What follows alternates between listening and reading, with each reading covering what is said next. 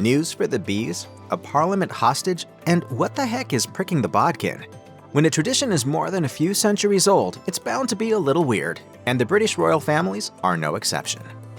The British royal tradition of trooping the colour made the news in June 2023, when several soldiers wearing wool uniforms and those big furry hats they're famous for fainted during a rehearsal due to high temperatures. But what is this event, and why is it such a big deal? Trooping the Colour is an annual celebration of the British monarch's official birthday, which falls in either May or June, and is usually not the same as their actual birthday. It's a military parade where some 1,400 uniformed soldiers, accompanied by hundreds of horses and musicians, carry or troop their flags or colours from Buckingham Palace down the Mall, a road in central London. It is a moment when the British military, principally the army, pays its tribute to the British sovereign. The practice of trooping the colour began in the 17th century during the reign of Charles II as a way to make sure soldiers remembered what their regimental flags looked like. It became an annual event to mark the monarch's birthday in the 18th century. Edward VII established the 2 birthdays rule in the first decade of the 20th century so that the trooping could always happen in June when the weather was nicer than his real birthday in November. The soldiers who passed out from the June heat might disagree with that assessment. Think fast. Can you name who owns all the swans in your home country? If you're British, you can. Officially, the British monarch owns all unmarked mute swans living in open waters in the United Kingdom. The Queen has the prerogative to own swans in the United Kingdom wherever she so wishes. Since the 12th century, mute swans have been a symbol of royalty in the UK. At that time, the water bird was a delicacy for which people would pay a high price.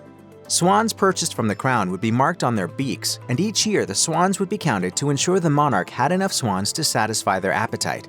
Over time, this procedure evolved into the tradition of Swan Upping, which occurs each year in the 3rd week of July when baby swans are old enough to be handled by people. These days, the monarch only claims swans on certain parts of the Thames, and the ceremony is designed for swan conservation rather than for stocking the pantry.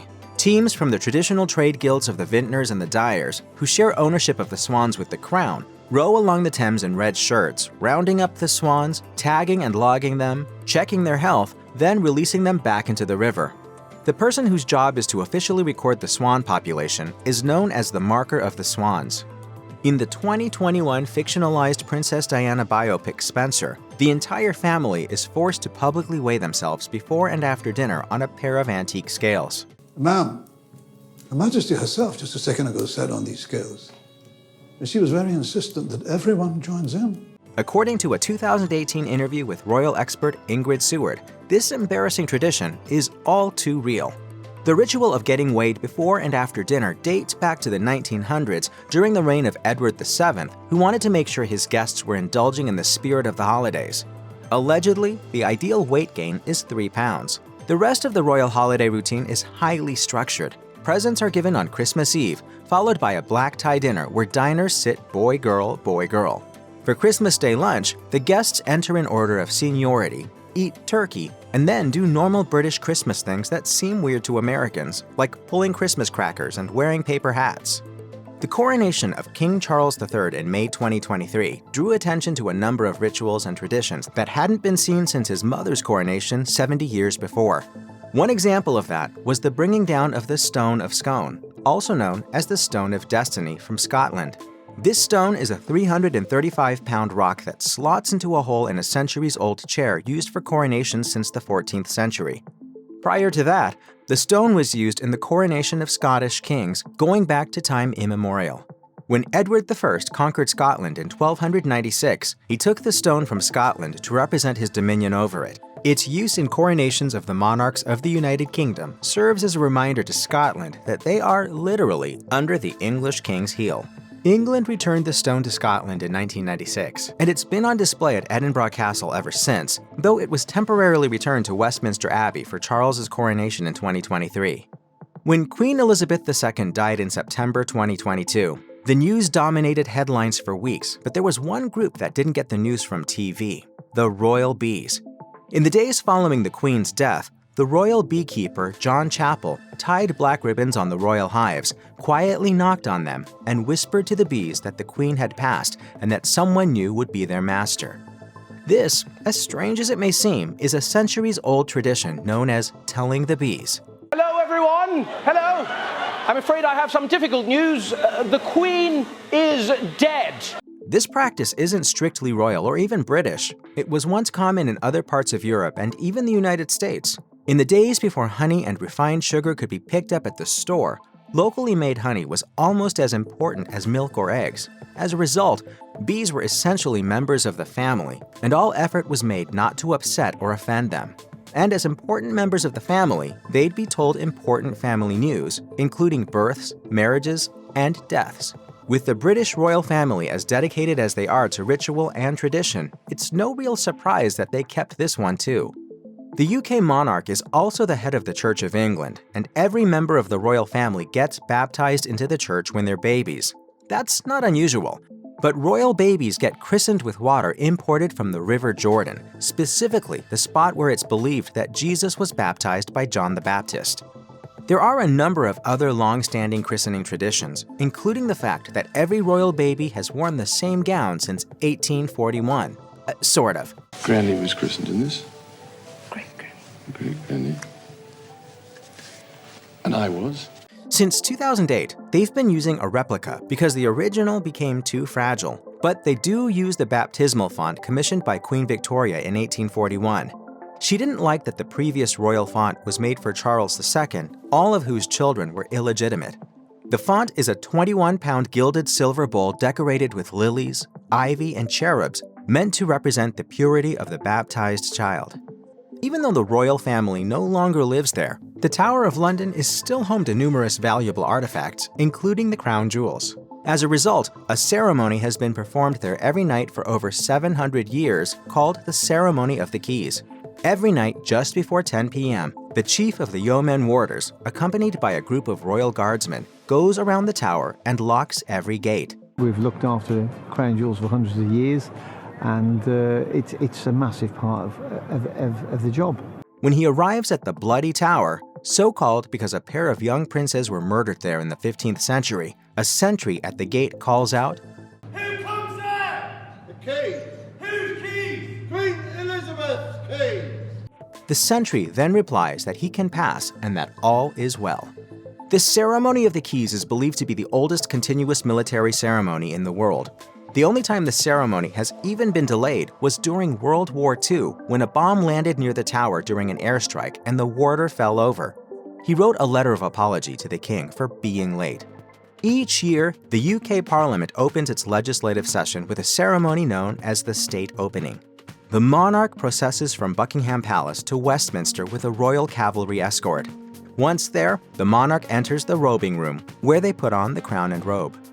So far, it's relatively normal, but then, after the House of Lords enters, a member known as the Black Rod is sent to summon the House of Commons. The members of the House of Commons then slam the door in their face. This is a symbolic gesture meant to represent the House of Commons' independence from the throne. But there's one element of the state opening never seen by the public. Every year before the opening, the royal family takes a member of Parliament hostage until the opening is over. Strange as it may seem, this tradition stems from a time when relations between the monarch and Parliament were a little more fraught, like when Parliament overthrew and beheaded Charles I in the 17th century. As a result, this now symbolic hostage-taking is meant to ensure the monarch's safety.